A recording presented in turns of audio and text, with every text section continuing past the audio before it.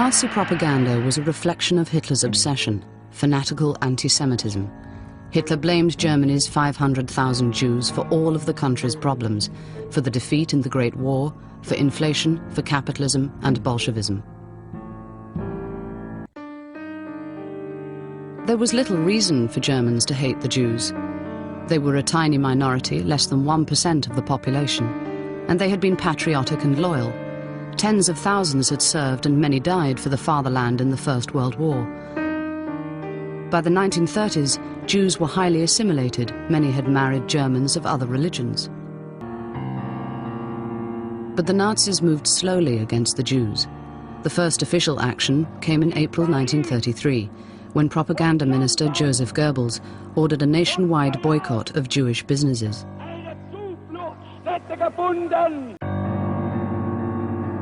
The regime increased the intensity and volume of anti-Semitic propaganda.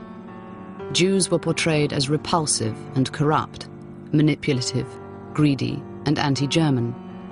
Caricatures appeared under the slogan, "The Jews are our misfortune." The Nazis introduced these images to children's literature on the school curriculum, and the state-controlled media fed the German public a steady diet of racial hatred.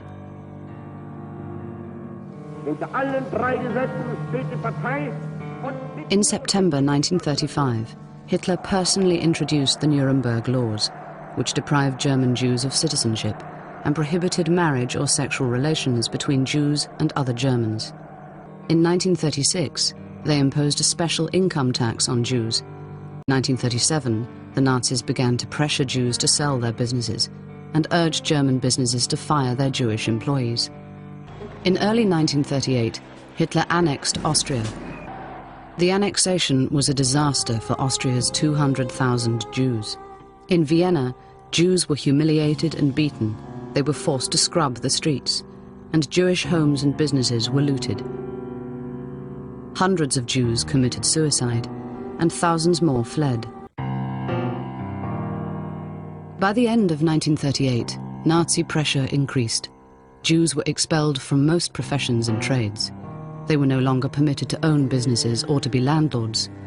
Most German Jews began to sink into poverty. In Germany, there were 70,000 Polish Jews. They became victims of the increasing tension. The Gestapo rounded up and deported 15,000 of them. The deportees were transported by train and dumped across the Polish border. The Poles didn't want them either, so for weeks thousands of Jews were stranded in a small border town, living as refugees, sheltering in farms and factories, with little food or water. One of the deported Jewish families had a son living illegally in Paris, a 17-year-old boy, Herschel Greenspan. On November the 3rd, Greenspan got a postcard from Poland with an anguished plea for help from his sister. 4 days later, the impoverished and desperate teenager, unable to leave France and help his family, went to the German embassy in Paris and shot a young diplomat, Ernst von Rath.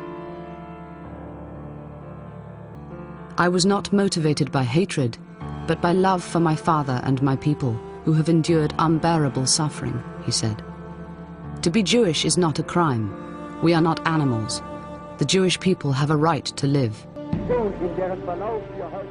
In Nazi Germany, where to be Jewish was a crime, propaganda minister Joseph Goebbels saw the shooting as an opportunity not to be wasted. He ordered all German newspapers to put the story on their front pages, as an incitement against German Jewry. Hitler was in Munich when he received news of the diplomat's death. It was an opportunity for action. Hitler left it to Goebbels to incite the stormtroopers. At 10 p.m., Goebbels announced the diplomat's death in a wild tirade. With these words, Goebbels set in motion the first major pogrom in Germany since the Middle Ages.